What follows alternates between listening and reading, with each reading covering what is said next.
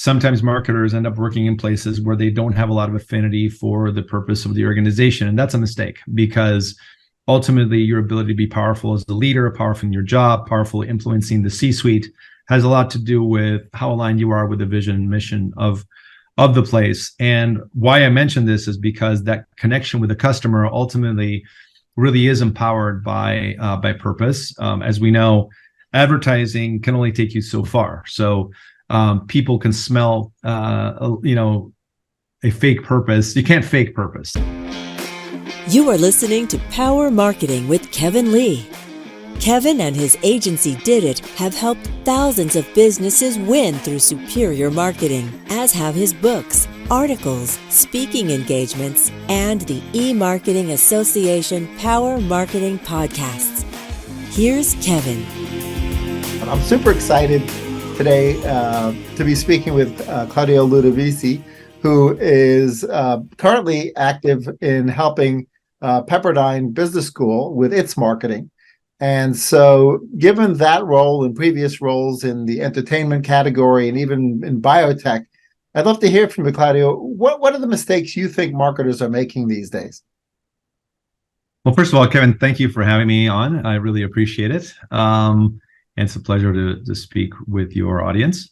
So the biggest mistakes, I would say, to quote, so just a little bit about me, although I'm at Pepperdine Graziadio Business School, I've spent probably 25 years before that, just as you know, on the practical side, and I'm not really what I consider to be an academic. I've helped run the business school here, and I'm not in the classroom, so I'm an executive and staff here.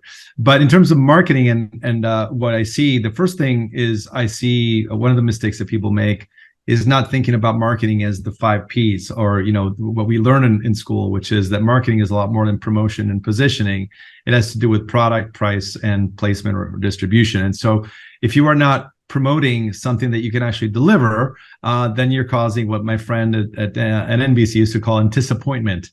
That you're anticipating something that you're not actually selling. So you have to make sure that what you're selling is actually something that the customer will ultimately experience when they touch the product or service. So that's number one. And that kind of goes to a disconnect, I think, to the responsibility that many CMOs have for revenue when they're really not fully responsible for what really drives revenue, which is product, price, and distribution as much as promotion and placement. The second thing I would say is an over-reliance on paid media. I think given how connected we are today with technology, and this is where I've been doing some research at, in my doctoral program, which I do on top of having my job, is that I think we've gotten, despite the fact that we're really kind of hyper connected through technology, whether it be through mobile phones that are calling with us most of the day, or on a desktop, or just in general. I don't think marketers today have really learned how to leverage technology to the extent that we can to create a continuous two-way relationship with our customer, rather than continuously leasing the eyeballs through paid media. Now, mind you, I don't know, and I'm not advocating that people should give up on their paid media budget. What I'm trying to say, but there's $870 billion in the world being spent on advertising. And so at some point you kind of scratch your head and go, if I'm on the 18th season of a particular show, or if I'm on my 3rd product launch or my 20th product launch, am I maybe talking to the same person, people over and over again? And should I not start to establish kind of a continuous two-way relationship by looking at primary data and acquiring primary data in a way that feels right, that doesn't feel like a jip. It doesn't feel like something that is stolen from you, but something that you actually voluntarily give to a company. And then the last part I would say is, therefore, a connection to purpose, I think, is very, very important. So I think, and this begins with where you choose to work as a marketer, right? Sometimes marketers end up working in places where they don't have a lot of affinity for the purpose of the organization. And that's a mistake, because ultimately your ability to be powerful as the leader, powerful in your job, powerful influencing the C-suite has a lot to do with how aligned you are with the vision and mission of the place. And why I mention this is because that connection with the customer ultimately really is empowered by purpose. As we know, advertising can only take you so far. So people can smell, a fake purpose. You can't fake purpose. People, especially with the newer generations, have a really good eye for that. And you can't purpose wash things. You really have to be in a place that is serious about what they're doing and solving problems that matter to people. And so good marketing begins with relating to customers in a powerful way, and therefore solving a real problem, not having to make up a problem that doesn't exist. Marketing strategy is born out of powerful insights, and those insights have to relate to a real problem. And so I think it's very hard to divorce that from the genuine purpose of the company. Yeah, those are really great points, and I love the idea of that you bring up of having to deliver on your brand promise, and that quote you used from a former colleague, and how that disconnect between the brand promise and the delivery of the brand can really be almost like a kiss of death, right? Because if that disconnect is there, it's inauthentic, and the person doesn't feel fulfilled by the brand promise. The brand fails to deliver on that promise. So when the marketer is thinking about strategy, one of the ways of setting expectation around brand promise is one of the P's that you mentioned, which is price, right? Because if people are paying a premium price, then they will expect the premium brand promise gets delivered.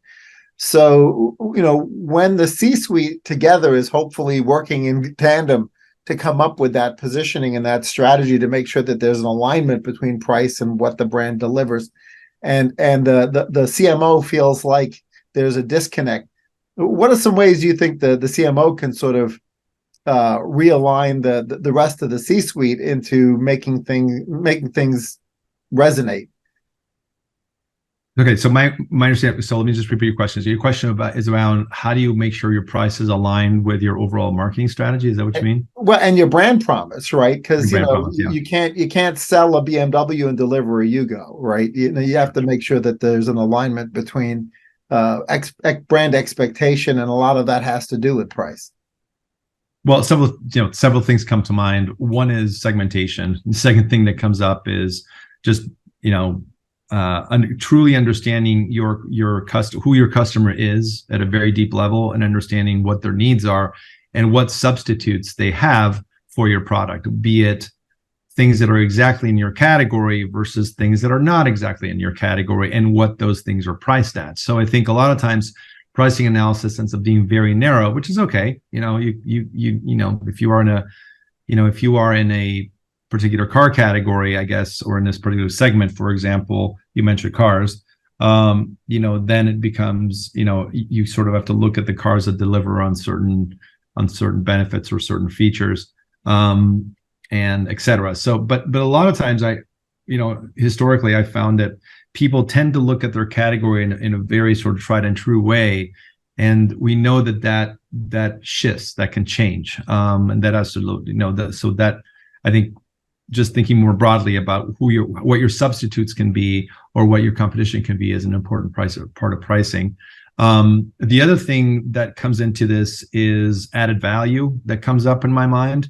What I mean by that is that if you really look at the needs of the customer, some really creative pricing work has been done in general, different industries around understanding the needs. An example of that would be, for example, if you have been in the market recently, one of the things you realize when you're buying a car is some car brands have actually included service as part of their purchase. Now, you might say, well, that's because they had a terrible reputation and they had to throw in service because of it.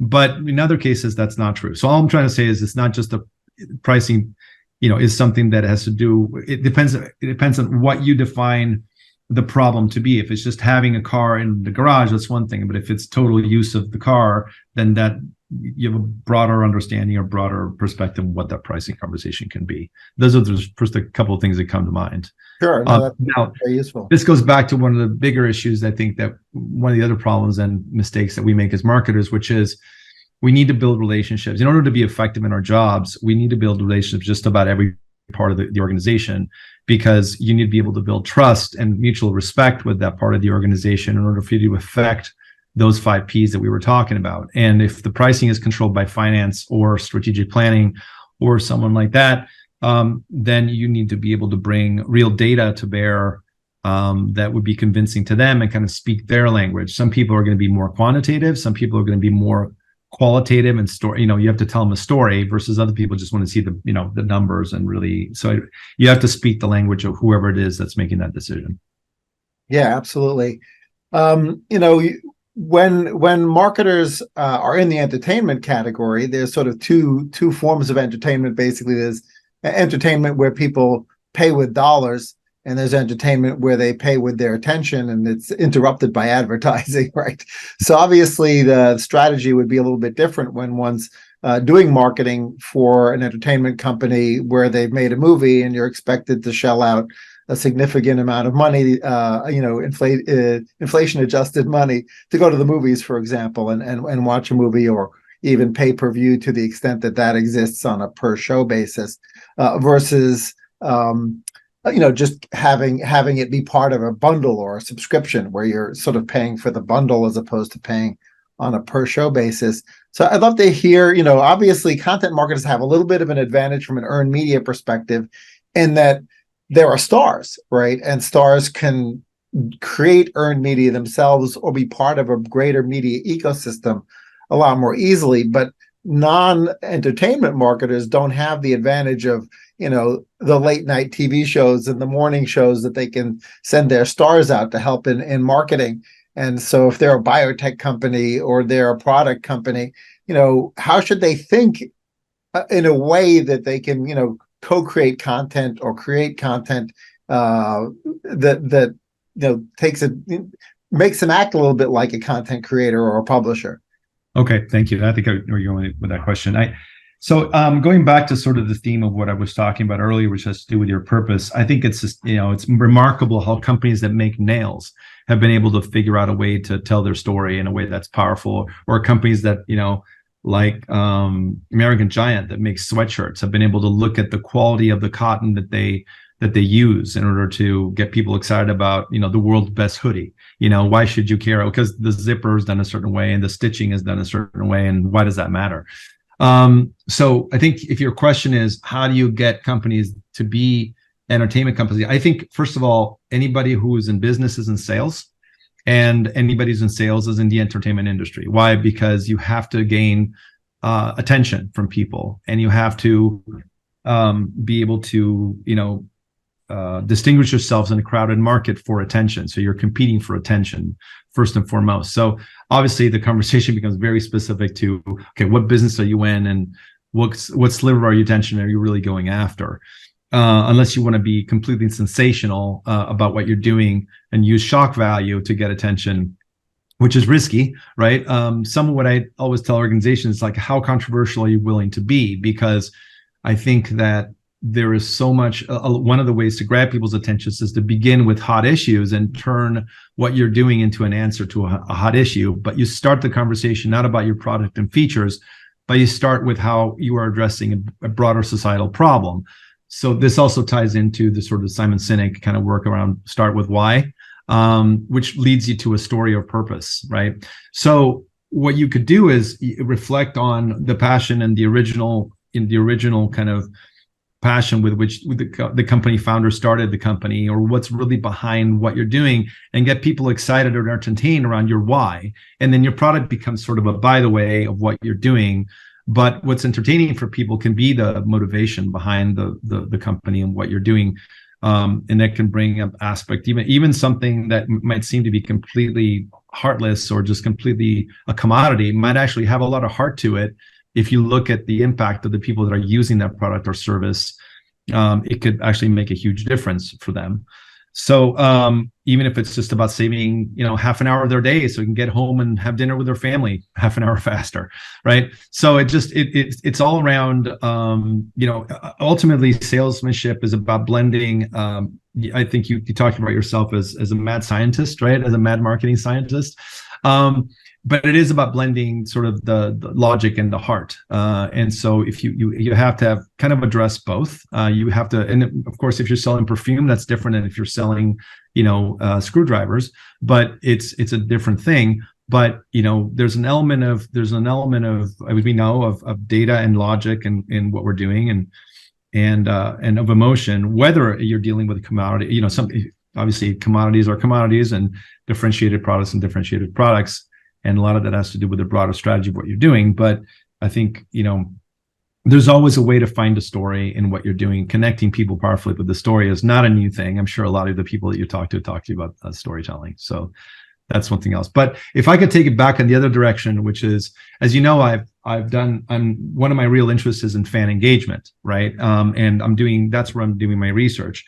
And what I believe about fan engagement is actually, I'm defining it more broadly than just entertainment or music or fashion or areas that tend to talk about their customers or fans. I mean fans of any essentially any brand or purpose. You could say that people, that there are Apple fans, there are Tesla fans, there are people who will talk your ear off about whatever it is, the brand you're talking about.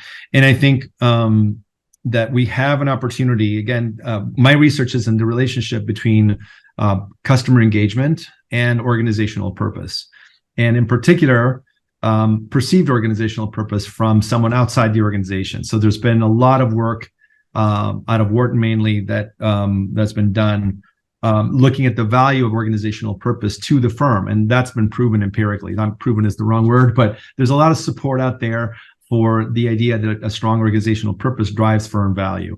What hasn't been looked at as much is the impact of organizational purpose on someone outside the organization. And recently, the good thing is there's been more attention placed on what is the impact of organizational purpose on individuals that then end up actually being instrumental for the touch points within the organization. So employees, we know that organizational purpose has an impact on employees, and if they're really aligned with the purpose, then they do a better job of dealing with that mission and purpose of the company, and then they further that work as a marketer would. But what I'm particularly interested in is what is the perception from the outside of the organizational purpose by a customer, and to what degree does that perception of organizational purpose impact trust? Why is trust important? Well, not just instinctively you'd think trust is important to customer engagement, but or the longevity of that relationship. But in particular these days, going back to that issue of bypassing paid media and establishing a direct two-way relationship, it's very hard to establish a direct two-way relationship with a customer unless you have ways of acquiring that data in ways that they're not really in charge of. But it's the ability to have primary data is really critical, right? So that once you have primary data, first name, last name, email address, phone number, an app download, whatever it is, that's what allows you to have that direct relationship with a customer. And so trust, I'm looking at the impact of trust on the ability of a company to gather personal data, the propensity of someone to be able to say, yes, I want to give you my personal data. And another thing I'm looking at is whether or not they mind the use of AI, which is sort of, I'm sure that, just add AI to anything these days and it makes it interesting, right? But that's the other aspect of it. So the idea that if you trust the general purpose of the company, that you also extend that grace to thinking, well, if they're going to use AI, they're going to do it responsibly with me. That's the other aspect of it. So, and I'm doing that as we speak. That's actually the last year of my DBA, my doctorate in business administration, and I'm super excited to launch this research. I'm really in the middle of the studies that I'm doing, and I hope to be able to come up with some interesting findings. So that's a big interest of mine, and I do believe there's big application, whether or not you're dealing for profit, not for profit, entertainment, fan base, not traditionally fans. If you're in business to market to people, I think you have to be very conscious of their impression of your organizational purpose. Yeah, I think that's really great, and what I particularly like about the framework is the fact that if you think about some portion of your customers as being fans, that sort of bridges over into what other people might call influencer marketing. But influencer marketing does not necessarily presume that the person is already a customer, and certainly companies have gotten in trouble when they try to engage with an influencer who is not authentically behind the brand and or the purpose of the brand.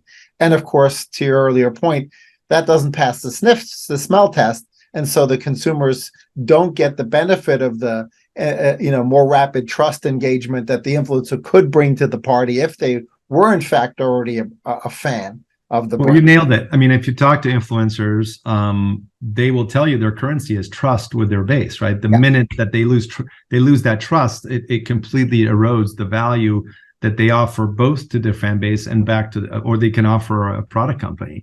So they absolutely have to maintain a sense of consistency between what they're about. I'm going to say politically as well. Fortunately or unfortunately, politics enters into these conversations. And, if you just look at what happened just now with Bud Light, right? So it's like, there's a lot of social and political conversations that become a part of the conversation, a part of the story. And so the influence is profoundly about trust at the end of the day. Yeah, absolutely. And while it seems like it might be a shortcut to sort of borrow the trust that the influencer brings to the table, it really does need to come through as authentic, and it needs to be on brand, because otherwise you could end up with a Bud Light scenario or another similar scenario. So the other fascinating thing, that I'd love to hear your thoughts on is in an era of perhaps marketing austerity, which many CFOs and CMOs are sort of struggling with the idea, like, okay, perhaps I should cut back on paid media, right? There are, if you do want to go have relationships with influencers from the micro influencers up into sort of mid-tier influencers or bigger, and you can get that authentic relationship. It looks like earned media, right? But technically it becomes paid media once you start to reward that influencer in some way.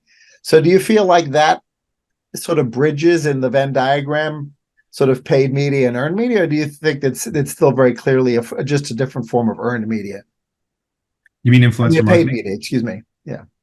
Do you mean influencer marketing? When you pay an influencer, or reward them in some way for participating with your brand. Yes. I mean, I'll admit, that has not been a big part of my marketing mix at the places that I've been to. So, and I've worked across both entertainment and education and biotech and consumer product companies. So I've not really, I'm not an expert on influencer marketing. I'll say that up front. But I will say that I think that the game is, I know that organic media in general converts down funnel better than paid media, and that's sort of intuitive, because if people are coming to you voluntarily to your website or to you in some way directly, then they're already almost by nature or a little bit farther down the emotional funnel. As it's sort of like, the way I liken it is, you're either asking somebody for a date or they're asking you out for a date, and sort of there's different stages in that funnel, right? Now whether or not it ends up being a match is at the end of down funnel is another thing, but someone who's leaning into search, for example, tends to be more ready for a date than someone that you're going out to on average and finding through social media, just because, despite the best possible targeting approaches. So when it comes to influencers, I don't know that I can say anything all that interesting about the difference between paid or not paid with influencers. What I will say is that I think we're all after organic in a big way. And it's because, and whatever drives organic is going to be something that we're all going to we want to do. Now, domain authority is a big part of that, right? We all know that. How genuine our messaging is a big part of that. How well our own customers become fans or advocates down funnel is a big part of that. Whether you're, alumni of an organization after they've left, or whether they are just repeat customers or people that, like you said, sometimes become great spokespeople for you even before they've tried the product. That's what I call the fan multiplier effect. By the way, that's in a white paper that I wrote a long time ago, which is, people sometimes get so excited about the way you're selling it that they start talking about people before they've even tried the product.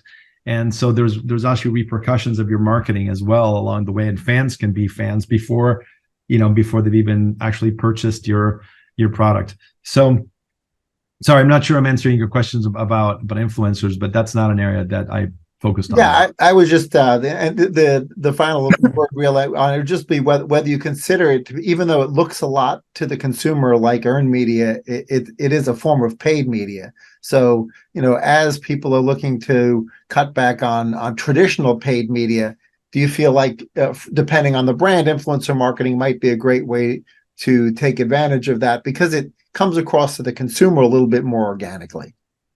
Yes, now I understand what you're saying. So I don't really think, honestly, I don't think of influencer marketing as paid media. I think of paid media as typically search and display and social and the type of things you actually pay an agency to. Oh, you could argue that influencers are done by agencies as well.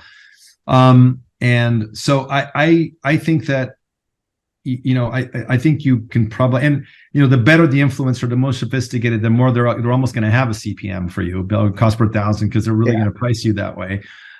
So you could argue that that's paid media as well, or cost per lead, or cost, however. By the way, I'm sure you can cut a deal with influencers in different ways as well, depending on just on eyeballs, but on actually if you can actually track the traffic that they bring. But going back to austerity, I think.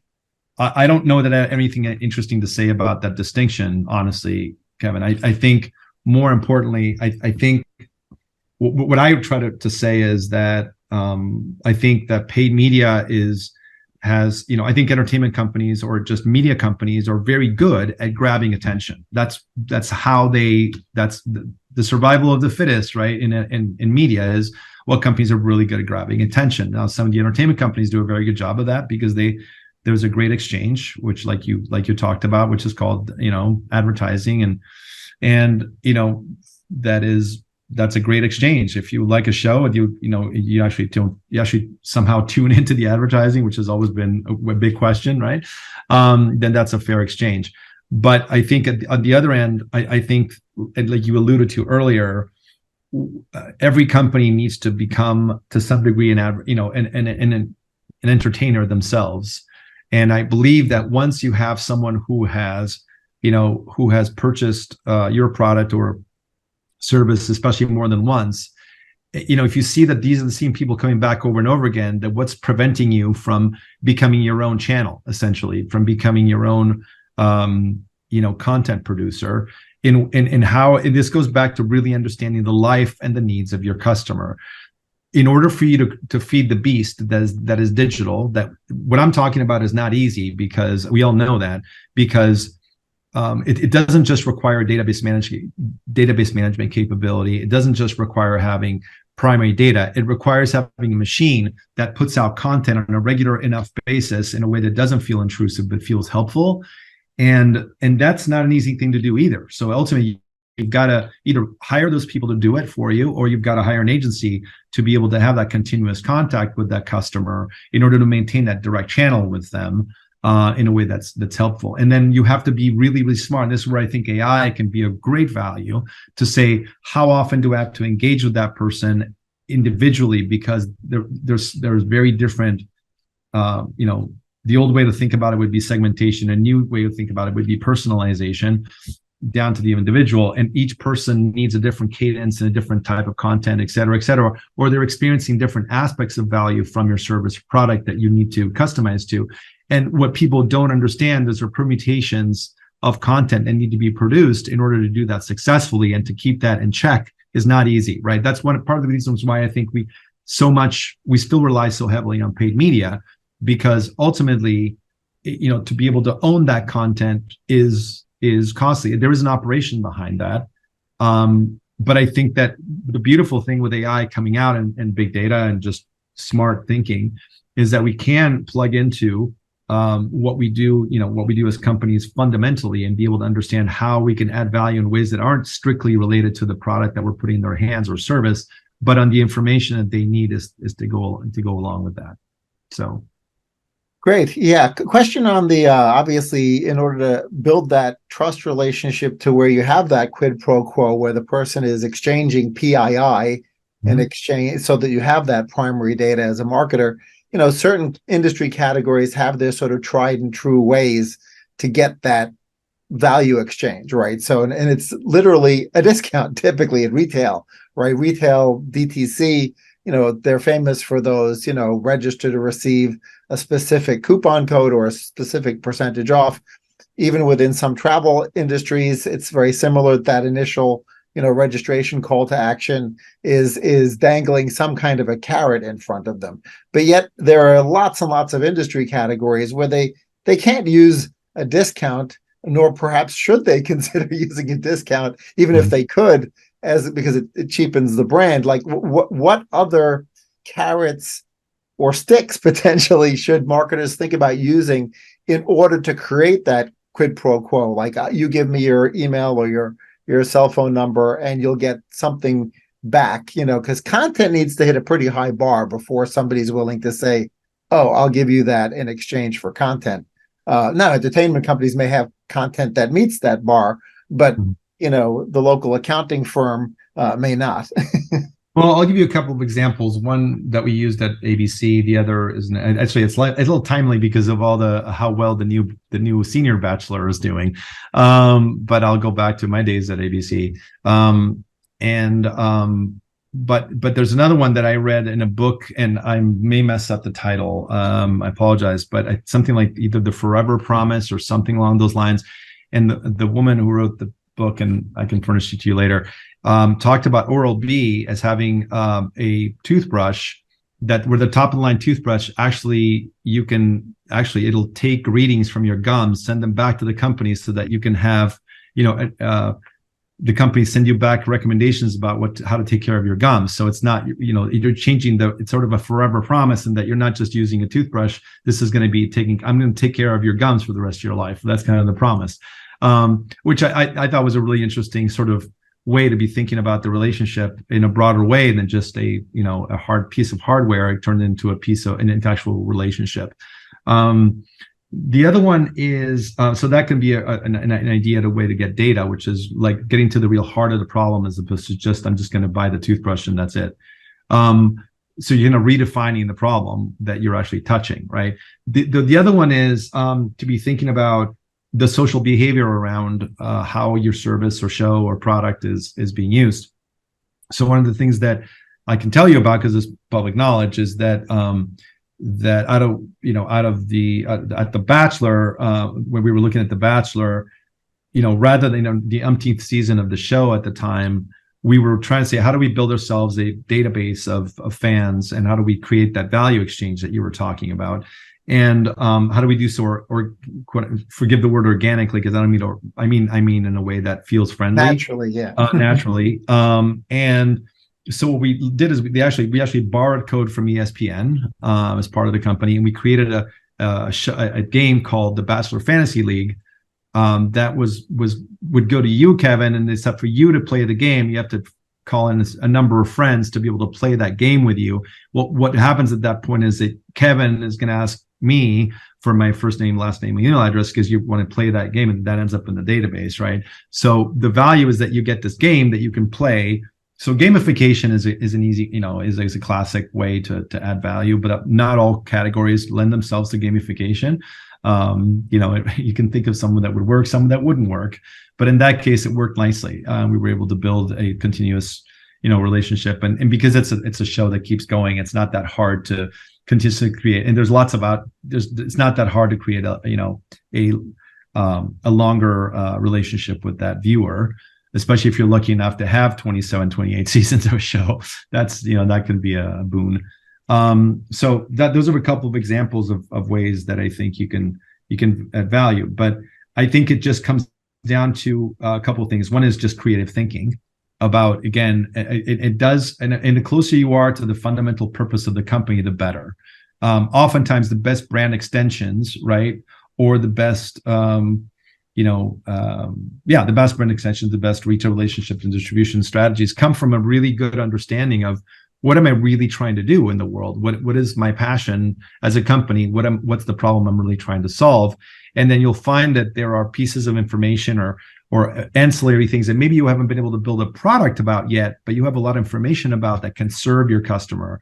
And those are the sorts of things that you can actually serve up that would be appreciated. But I think, again, it comes down to also understanding that, there are going to be people that you're doing business with who adore you, and people that just sort of buy you once and that's it. And so, but with the technology we have today, it's not that hard to tell the difference between the two customers. So to be able to really lock arms with the people that do support what you're doing and be able to reward them in some way, whether we used to, in entertainment, there's a term called the velvet rope, right? You try to create a velvet rope experience that rewards those people in some way. And it could be any kind of behind the scenes experience of what it is. And clearly that's different if you're an entertainment company versus if you make nails for a living. But I don't know that you want to invite somebody to a factory to see how the nails are being done. but I'm sure that there's different things you could do to to understand the lifestyle of someone who uses a lot of nails and maybe reward something that would mean something to them, right? So that's marketing 101. That goes back to really understanding who you're dealing with.